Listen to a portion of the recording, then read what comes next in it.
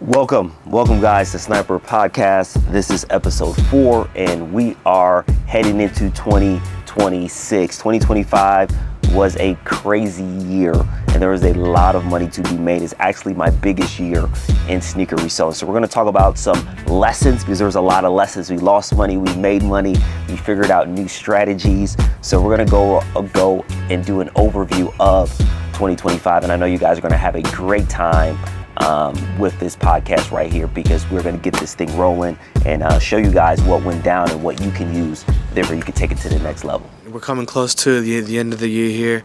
It's been a phenomenal year, I would say. Yeah. It was really, really great. Awesome sneakers that came out. But, for you, like, looking back at the start of 2025, how has your reselling business changed? Like, what were some things that you were doing in January of this year compared to what you're doing now? Like, what did you pick up? What did you let go of? How has your reselling strategies been looking like? Yeah, so the biggest thing with 2025, and man, it was a great year, is that we kind of went away from more of the app stuff. Like we used to be big with Amazon, big with StockX, GOAT, those platforms, and we still utilize those, but we actually leaned in more into my website in 2025, and that was such a blessing, man. And when we used to sell stuff, and yes, we had the website, but we weren't taking advantage of it. We were selling stuff through the DMs. Like I would say, I have this sneaker for purchase, and we'll go through the DMs. We'll get people to whatever, PayPal, Zelle, whatever it may be, and then we would take the order in, ship it out. And man, that process was a beast, man, because you're always got to be on your phone, be like, okay, man, do we get any orders? Give it out there and kind of do your thing. And at the end of the day, is like you need systems in your business for it to scale. And what we did this year is like we instilled better systems, regarding the website. We updated the website. We hired a designer to do the website. We posted all of our inventory on the website. We were able to use different, kind of payment platforms where you can use PayPal or Affirm, which people can use financing for the, website. So the website brought it to a different extreme. And that allowed us to really start to move the pace because we didn't have to always, number one, rely on the apps. Again, they're great. We use a lot of the StockX Flex. That's probably the one that we use the most now. But it just organized kind of the business because, again, when you're just going through DMs all day, and yes, you're getting a lot of orders through DMs, and I know a lot of people that still do that, it just takes too much time, and it's unnecessary time where you can kind of streamline it and make it more effective for the business. So that was probably the biggest adjustments, is us really honing in and really emphasizing the website and marketing it, and making tweets and marketing on Instagram and all of those different things. I feel like that right there was what we hit it out the ballpark with, is really emphasizing the website. It has been a blessing, man. It's made my life so much easier, guys. So much easier. And with business, you just want to find things that can make your life more efficient, because when it's not efficient, you're not maximizing what the business can do. So that was kind of the biggest adjustment in 2025, and that was definitely a blessing in us really just going all in on the website and really honing in, with that. Yeah, for sure. And it definitely made it a little bit simpler as well. Yeah. It made it a lot simpler, and you were able to control a lot more Absolutely. rather than you're putting into StockX or something. Yeah. So yeah, that's definitely the thing right there. But for you, what would you say was your biggest win of 2025? Yeah. Was it maybe there was a deal that was really good you couldn't pass up, or was there like like you were just talking about the Jordan 5 Awakes? Was it a specific sneaker that you did really well on? For you, what was that big win? Yeah. So going back to the website, man, I'm going to give you a few of them, which were great wins. The first one was the Union Jordan 1, and it's crazy. That was during the time when, Carlos started actually kind of working with me, and the Union Jordan 1 was great because, again, had the best price out there. Again, the Union, that hasn't dropped. The Jordan 1 with that kind of color blocking with the Shadow Chicago. Last time we got it was the Storm Blue and the Black Toe. So people were going, there's so much hype behind the sneaker. And, I had a connection with a, supplier that had a relationship with Union. And, we were able to secure those pairs. We did pre-orders.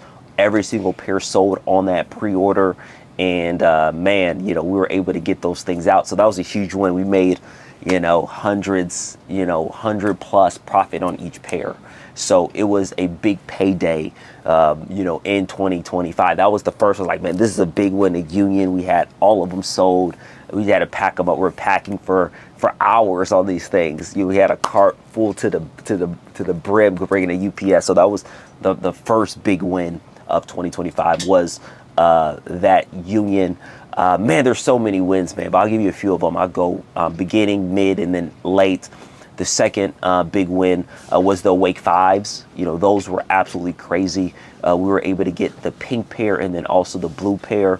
Man, we sold those things like hotcakes. We had over 100 pairs. Each pair, I think we made $200, $300, $400 on each pair. That pink pair was going for like $900. So, man, we made so much money on those Jordan 5 Awakes. And here's the thing. When you're able to get access to sneakers that are more limited, that are not access to the public is not able to access, that's where you really get those big wins. Is having that advantage of you getting the sneaker that most people can't get, and there's hype and the demand behind it. So I talk about the Unions, most people didn't have access. Now I'm talking about the Wake Fives. Most people did not have access to that sneaker. And again, we sold them on the website. Going back to the website, made a boatload of money with that sneaker. So that went absolutely ballistic, crazy, insane. Then the last one, and this is probably the number one sneaker of 2025 for us. Again, we have more sneakers that we did well. I'll give them an honorable mention. The fragments were phenomenal. The Jordan 5 black metallics was phenomenal. I wish I would have bought more pairs of those. So there's a lot of sneakers that are great, but the Gammas, guys, man, the Gammas were absolutely crazy, guys. That's the most we've ever sold of a sneaker. We sold hundreds and hundreds and hundreds of pairs. And we're still selling the Gammas. We still sell Gammas every single day. So that was easily the number one sneaker. With the most profit. Each pair we've been able to profit pretty well, 80, 90, 100 plus on each, and we sold hundreds. So those were kind of the biggest wins of 2025, but there was a lot of wins along the way, but those are the three biggest that I can think of, beginning, mid, and then end of the year. Yeah, and definitely, just like you were talking about with those Jordan 1 Unions. I remember when I first came down, just seeing a wall of shoes. I've never seen that many sneakers in my life. It's absolutely insane. So I would say that's definitely one of them. And another one, too, I would say another honorable mention is the just like you were talking about, whatever people can't get their hands on, the Jordan 10s, the steel. I wasn't expecting those to do pretty good. Steel's been crazy. So yeah, those actually did really well as well. But kind of following up here with this next question. So we talked about the biggest win. Now talk about the biggest loss. Oh yeah, man. I mean, we've had you can't have everything ups. As much as we want that, we gotta have some downs as well. So for you, what was the biggest losses in 2025? Yeah, you're right. Again, and here's the thing with the losses, you have to be able to understand what went wrong in those losses and make adjustments, therefore you don't do the same in 2026. And those are some of the things that I learned, and those are some of the lessons. But obviously, if you go through my channel, one of the biggest losses for me was the Jordan 3 Lucky Shorts. That's the first thing that comes into my mind. And it's crazy, guys. And I'm going to kind of give you a whole background on this sneaker here. So, I'm coming off a high selling these Jordan 5 black metallics. They're moving like hotcakes. That sneaker, I'm like, okay, bro, like I can buy anything in bulk and it's gonna move like crazy. Like that's my mindset, because everything that I bought in bulk, we've been able to move and make a lot of money. So I'm off a high with the Jordan 5 black metallics. We're making a killing. And then I see these UNC Jordan 3s, like the Jordan 3 Lucky Shorts, and they look like the UNC 3s, and the UNC 3s went absolutely crazy. I remember the mall was super packed. I'm like, bro, I'm going after these Jordan 3 Lucky Shorts. And the crazy thing about it, I get my first bulk order of these Lucky Shorts. They sell out immediately on these Jordan 3 Lucky Shorts. I'm like, man, okay. So I get another big shipment. And to be honest, I was a little bit hesitant because I sold so many pairs. I'm like, bro, I don't need a second shipment, but I made this guy a promise. So I was like, okay, I'm going to grab these pairs. And even though I didn't want to do it, I said, I'm going to just do it just for the sake of the relationship with the supplier. So I take on these Lucky Shorts. And honestly, I paid too high on these Lucky Shorts. and we're not really selling them. It's getting closer to release day. Again, a hack for you guys. If you are selling pairs, profitable sneakers, and they're getting close to release date, typically the price will drop. So it's getting closer to release date, which was the mistake that I knew when actually buying more of these pairs. And then they weren't really moving, and the price was continuing to go down because Jordan Brand has made a lot of pairs of these Jordan 3 Lucky Shorts. And then we ended up having so many pairs, maybe 20, I don't know how many, maybe 20 pairs left over, and the price went all the way down like to 190, 180, 150, 160. I'm like, man. So we're losing money on all these pairs, even though in the beginning that we made money. So that's something that I learned in 2020. Five is like, you got to know your numbers. You can't take in so much inventory that you can't move at the right time, or you're going to lose money. And that's what happened with the Jordan 3 Lucky Shorts, and that was a loss right there. Another loss, guys, and this is probably my biggest loss of 2020. 5 is the Jordan 3 Soul. And again, hence you just saw Jordan 3 Lucky Short, Jordan 3 Soul. I learned for 2025, do not buy a ton of Jordan 3s. That's what I learned in 2025. You will not see me buy a ton of Jordan 3s in 2025. And also, I'll talk about the Jordan 1s in a little bit as well. So the Jordan 3 Soul. So background, Jordan 3 Soul, the first one, the 1.0, went absolutely crazy, worth over $1,000. Again, Soul, kind of exclusive. It was crazy pair. So now we have the 2.0 that's coming out. Super dope sneaker. There's not a lot of, knowing of how this is going to drop. So we don't know if it's going to drop on sneakers. It hasn't loaded. Like, there's a lot of uncertainty on this sneaker. So I get an offer on these Jordan 3 Souls, like 50 pairs, like 2 days before release day. And again, these are not loaded on sneakers yet. So it's like, okay, they might not drop on sneakers. Like, okay, let me grab these. Because, at the end of the day, typically, I'm not going to buy that many pairs when it's so close to the drop day. Like, I'm not going to do it. But since it was looking like it wasn't going to drop on the sneakers app, I'm like, okay, people can't get them, so I'm going to get them. So I get these Jordan 3 Souls. A couple of days later, it doesn't shock drop on the sneakers app, but it loads up the same day of the actual release day. And then there's a decent amount of pairs. The price plummet all the way down. And then we sold some, but it's like, man, I have like 40 pairs that we need to get rid of, and the price has went down. So that Jordan 3 Soul, man, we still have a couple more. So how I liquidated these was, again, of course, the website, where we were able to kind of, break even with this sneaker. Also, StockX Flex. We utilize that a lot, because what people don't understand about bulk is that you got to get a full size run. You're not just getting all 13s, all 12s, all 11s. Like, you're getting the whole size palette. So again, those small sizes, like, 6.5 weren't moving and stuff like that. So the Jordan 3 Soul, man, learned a lot about that sneaker. Again, if it gets too close, man, it's just a good idea to pass on it. I wish I would have passed on those Jordan 3s Souls, and I wish I would have, not got more of those Jordan 3 Lucky Shorts. So those were some lessons that I have from 2025. And those were the two biggest losses that come up to mind. Yes, there's some shoes that we might have took a little bit of losses on, but those were the two biggest for sure. What's up, guys, man? You guys are at the Sniper Podcast. Super excited that you're watching, but we're taking a quick commercial break right here. Guys, if you want to learn how to sneaker resell at a very high level, I have a free live training that is going to talk about how to start to bulk buy, how to start getting your sneakers to buyers that you can actually make the most profit. And not only that, utilize AI. I've been doing this for the past 7 years full time, and you're going to be able to learn all of that knowledge in one setting at my free live training. So make sure you hit the link in the description section, sniperkicks.info, and it is going to be a fabulous time. There's going to be different bulk suppliers that I'm going to display during this live training. You're going to understand how to scale your company where it doesn't need to take so much of your time. Hope to see you at the live training. See you guys soon. Make sure you click that link right now. Let's go.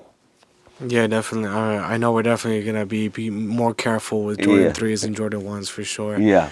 Right there. But yeah, you were mentioning a little bit about bulk buying, and so I was gonna ask that kind of right here, where talk a little bit about what your role with bulk buying has changed Yeah. throughout the year.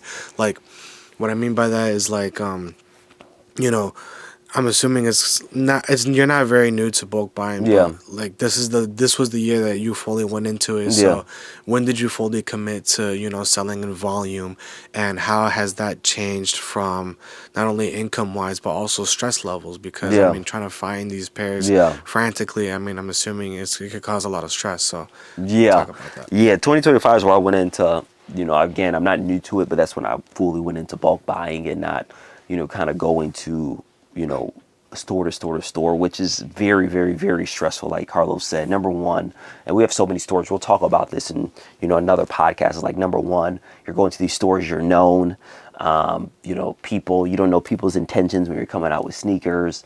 Again, that's a level right there. Number two, you got to do all these raffles and these reservations to hope that you win, and then sometimes the app's glitches, and you got to deal with that. Like there's so many layers when you're trying to get a lot of pairs in store. It takes so much time. You got to go to store to store to store to store to store. And then again, the market has changed. Here's the thing, you got to adapt or die. It's kind of like the NBA. The NBA back in the 90s, the games were in the 80s. Now the games are in the 120s because you got to adapt. It's more of a fast-paced game. You can't hand check. You can't, the offensive player has more freedom of movement. So again, you got to adapt, and that's the same thing with reselling. So now with kind of the market changing, and you can't just go and every Jordan is going to have resale value like you saw during COVID. You got to make the adjustment. You got to be able to get sneakers at the right price, and you got to be able to get enough sneakers where you can get as much profit as possible. So that's where bulk buying came into play, where it's like, okay, how can I streamline this? It's kind of the same example that I talked about with the website, how the website made it way more easier to me, more efficient, more effective than me being in the DMs, trying to, be able to get people to, kind of do whatever, PayPal, whatever it may be to close that sale. It just takes too much time. Like you need something that's efficient and effective. And that's exactly what the website and bulk buying did for me. It's like it made it efficient. Like, okay, the Jordan 4 Flight Club, that's a sneaker that's coming out. Okay, bam, we're getting it all right then and there. We don't have to go to mall to mall to mall, and then bam, we get it sold. Same thing, another sneaker, bam, Jordan 11 Gammas. Okay, bam, we're gonna grab 100, bam, get them sold. So it's efficient. It's like a machine.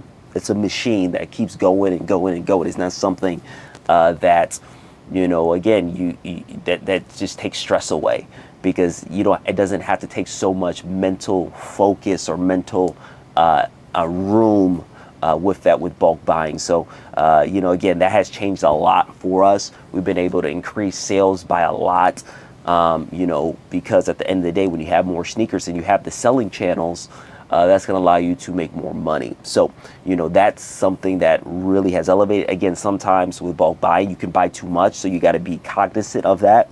Like if you know a sneaker that's not crazy demanded, you got to know your numbers. And sometimes you can buy not enough. Like we didn't buy enough Gammas, we didn't buy enough Jordan 5 Black Metallics.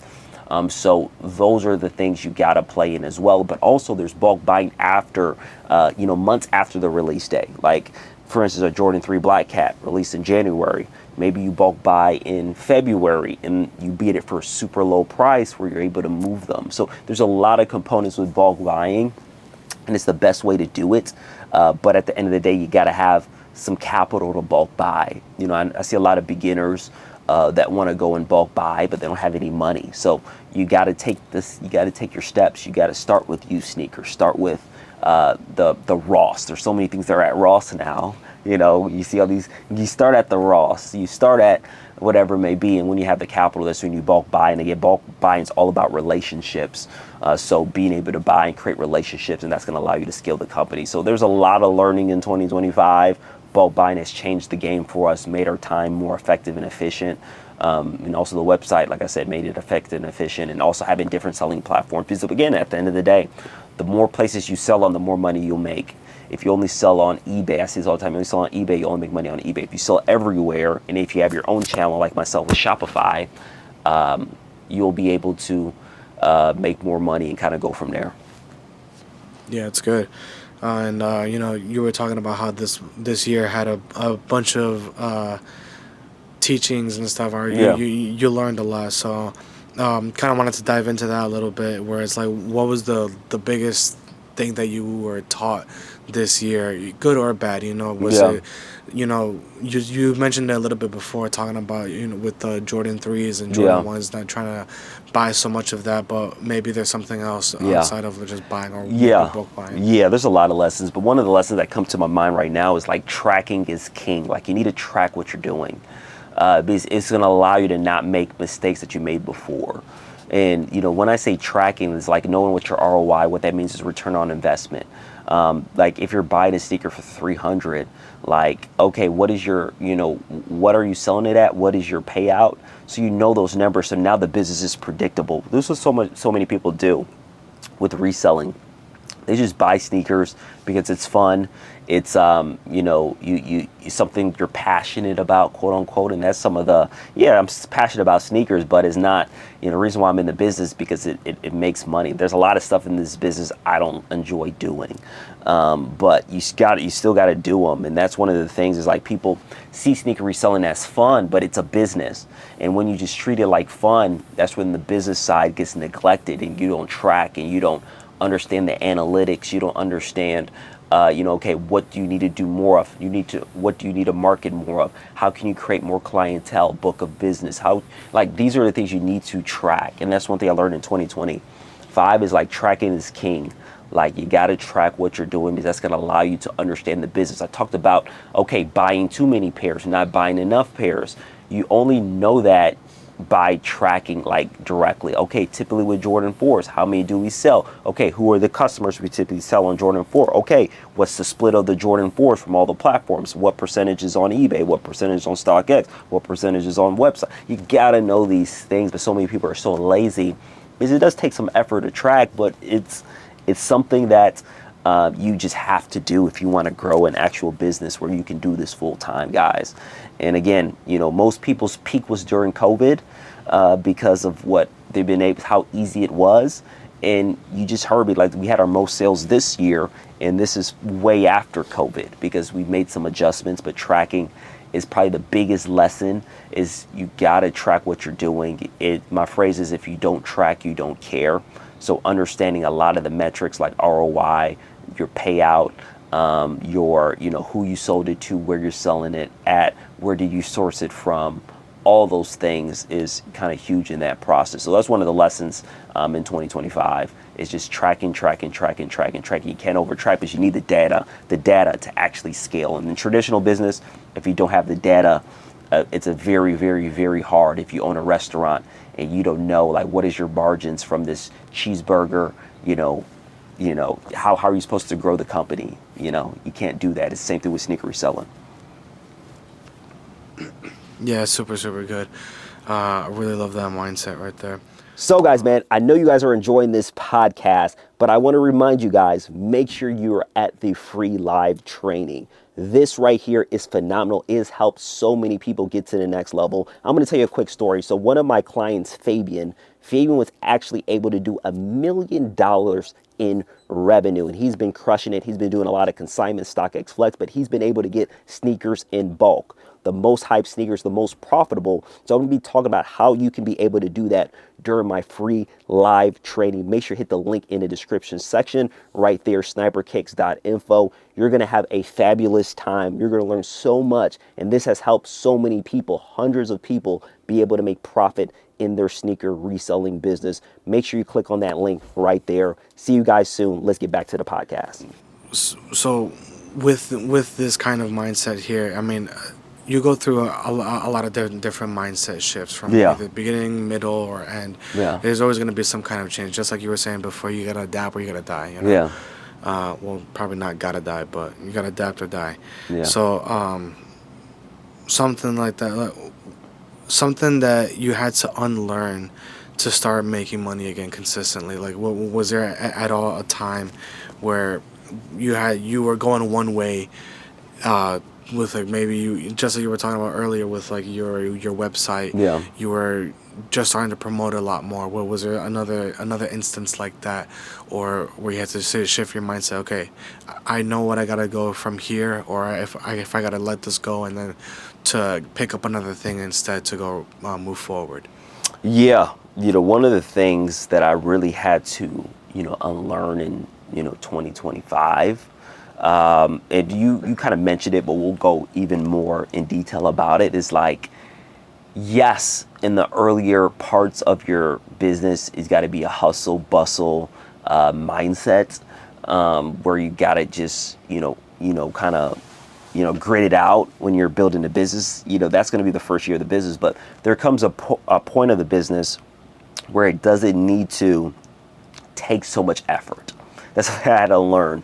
Because again, every time I'm like, man, I need to be doing something. I need to be doing something. I need to be hustling. I need to be checking DMs. I need to be doing that. But there comes a point where, the business can grow without you having to hustle like crazy. And that's where systems come into play. And that's what I really learned in, 2025 is creating systems in the business. Like I literally have something called a master sheet, a Sniper Kicks master sheet. And what that does, it tells me everything that I need to do in a day in a checklist. And the consistency is the key to any business that grows, where you can have quote unquote peace, and it can grow without you being stressed out and, having to, do all these things. And that's one thing that I had to really learn and unlearn, is that, okay, you don't have to always be on the edge, and you have to be able to create systems that are predictable, that can grow the business, and document what you're doing. And that's one thing that most people don't do, is document exactly what they're doing. And when I say document what you're doing, you have to write down the steps that you're taking on a daily basis for the business. And it's called having SOPs, systems and processes. And that's one of the things that really has changed a lot for me, that has allowed me to have a lot more, kind of calmness. It's just having everything documented, so I don't even have to think about what I'm going to do regarding the business. Marketing, yes, we market. I have a whole system on marketing that's on my sheet, so I have to think what I need to do. I just click on the Google Doc. It tells me exactly what I need to do. I do that, and then it's set in stone.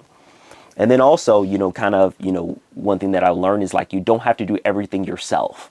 And I'm going to kind of go in about hiring and everything like that. So with Sniper Kicks, there's a lot of people that plays an instrumental role with this on the back end, on the front end, with the sneaker sales, with the marketing, with even, you see right here, podcast that we're doing right here. So what you're to only way for your business to grow, and I always had the mentality of that, okay, you got to do, if you want it done right, you do it yourself. But if you're going to grow any company at a high rate, you need other people in the actual company. And one thing that I learned in 2025 and kind of unlearned, like I said, is being able to kind of delegate, which means, not do everything. And, just even this year, having Carlos here as my assistant is like, okay, bam, I can delegate things off my plate. Like I haven't edited a video in in almost a year. Like I used to be crazy editing and doing the marketing. Like I don't even market none of my, like barely into my stuff anymore. So that's one thing that I learned. But your company needs to grow at a pace where you're able to do that. One thing that I see with people is that they try to hire too fast. There's a great book called Buy Back Your Time. And, once your company grows and your sneaker reselling sales grow and you're like, okay, I can hire somebody, have enough profit margin there, you got to understand is like, it's really the law of 1/4.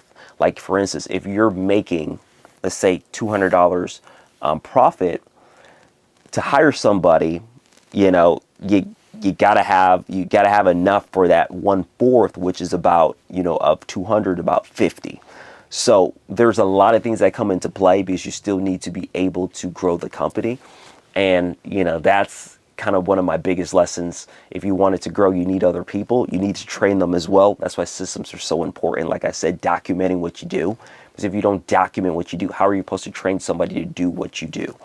And that's kind of the biggest thing there. We're going to continue to expand and grow. But those are some things that I learned and unlearn. Unlearn, you don't have to always be on edge. And then learning is like, okay, you got to have the systems, the processes in your business. Therefore, you can delegate, move forward, scale, continue to allow it to grow, and kind of go from there.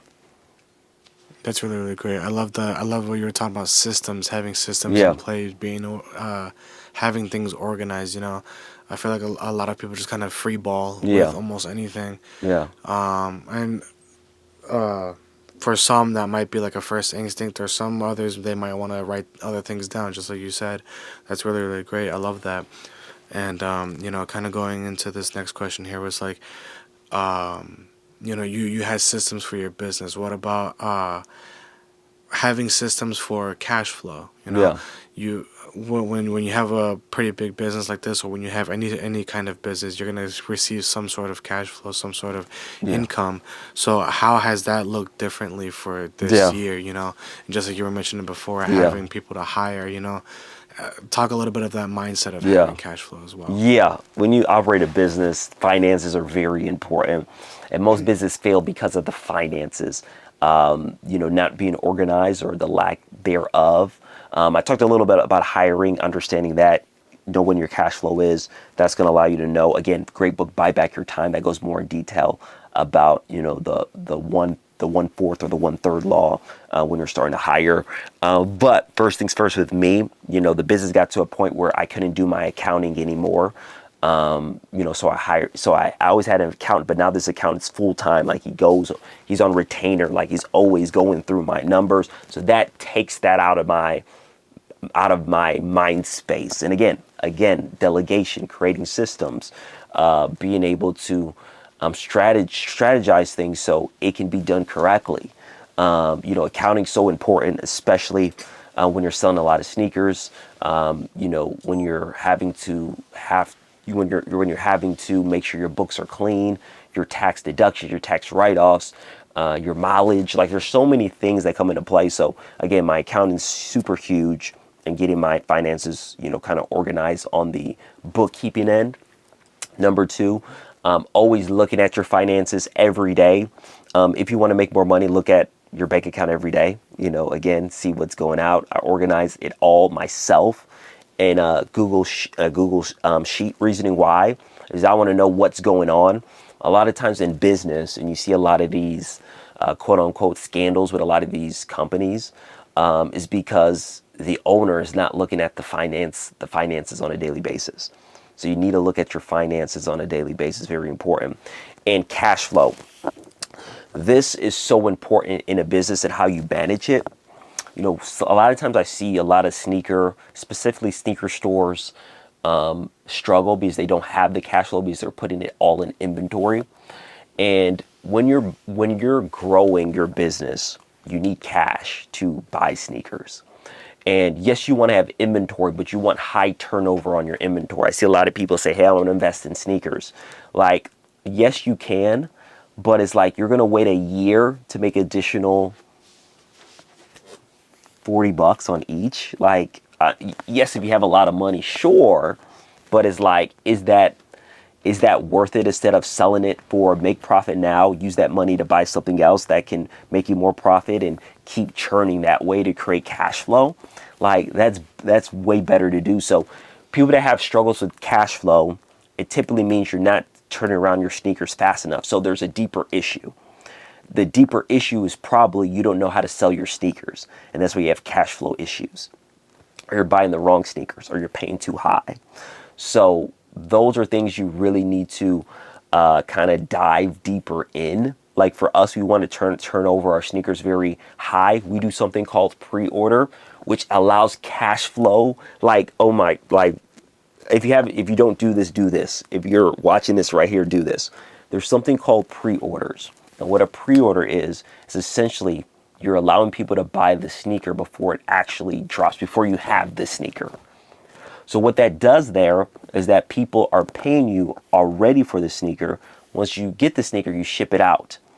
And that allows cash flow in the business automatically because now you have money up front for sneakers that you're going to fulfill. Only way pre-orders work is you're able to fulfill that sneaker. If you can't fulfill the sneakers, do not do pre-orders because it's going to ruin your reputation if you can't fulfill.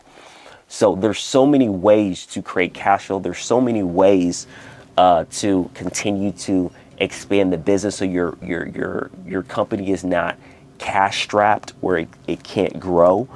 So those are some of the biggest things. Always look at your finances. Always kind of see the turnover of your sneakers. So there's always cash flow. Recommend pre-orders.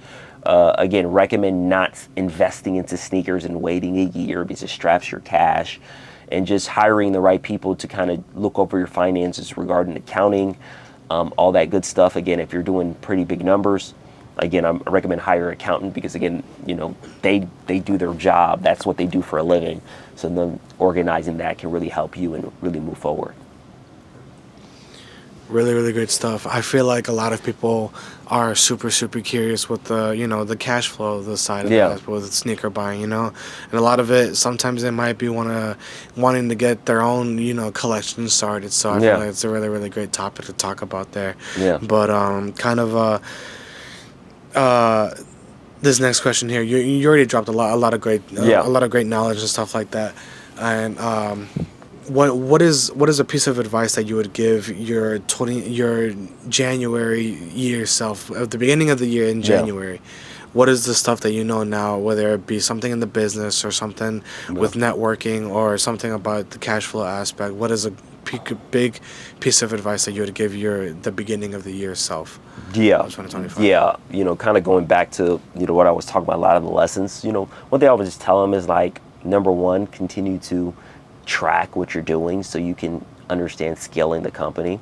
And number two, I would tell them like, hey, you got to create systems. You got to know what you're doing in the day, because what really grows a business is the consistent effort on a daily basis.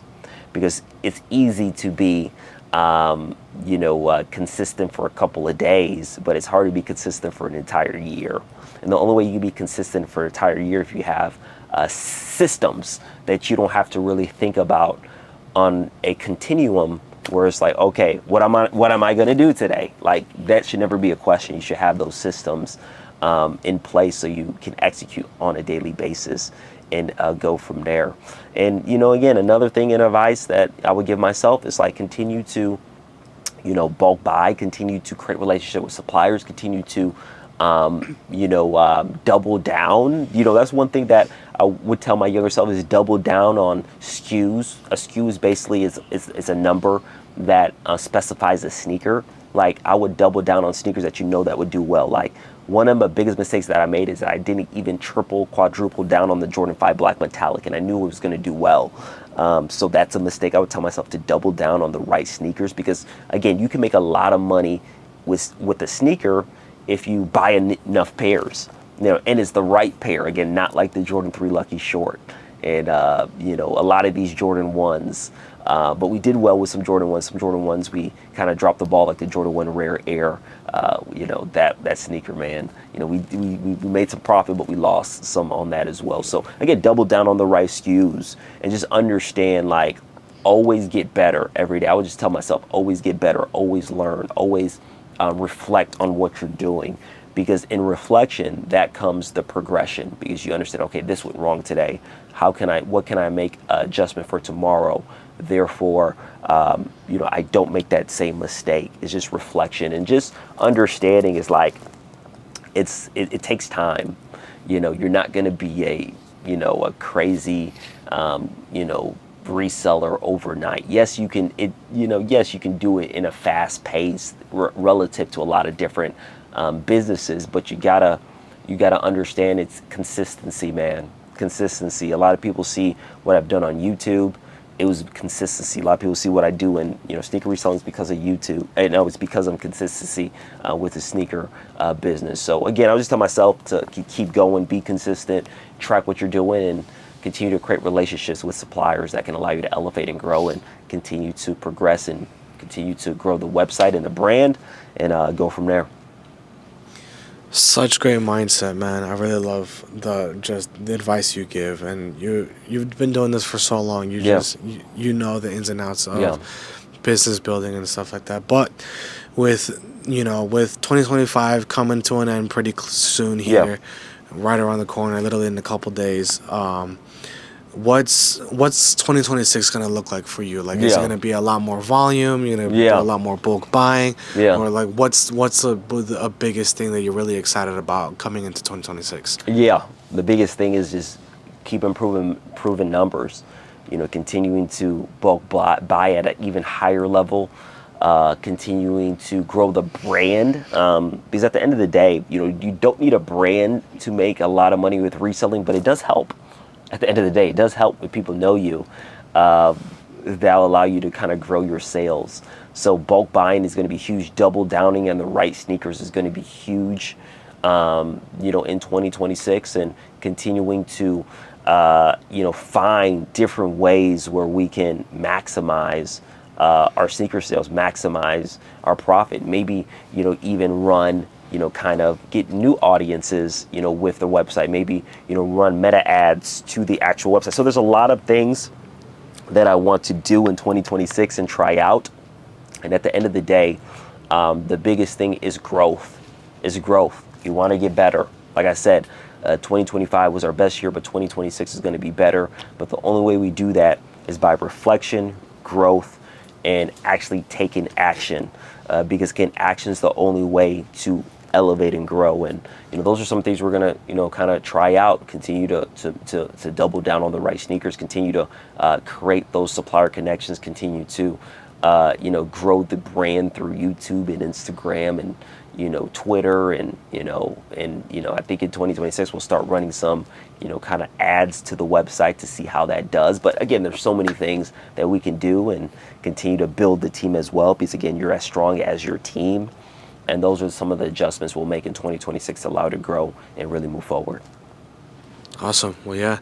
And with that, I have no more further questions. Thank you so much for your time. Yeah. And Happy New Year and a happy holiday to everyone who's watching. Yeah. Happy holidays, everybody, man. Again, one thing to leave you guys with, when you start a new year, again, a lot of people have these New Year's resolutions of what they want to do. My biggest thing is you don't have to wait until the new year. But the only way to execute, if you're going to want to take sneaker reselling to the next level, is going to be the consistency. So you need to create systems in your life. You got to create presets. You got to create non-negotiables where you're going to do this every single day. And one hack that's always helped me is having a timer where you can put hey, I'm going to spend 30 minutes a day on my business. Put a timer for 30 minutes and do not do anything except for work on your business for those 30 minutes. If you're able to do that for 365 days, I guarantee you your business is going to grow. But most people are not willing to have the discipline, the fortitude, the grit, the perseverance to be able to be consistent in a long duration of time, to have their business grow and live and have the results that they want for their future self and also their family as well. So happy New Year's, guys. Hope you guys, enjoy. Again, execute 2026. We'll talk to you guys soon. Snapper Kicks out.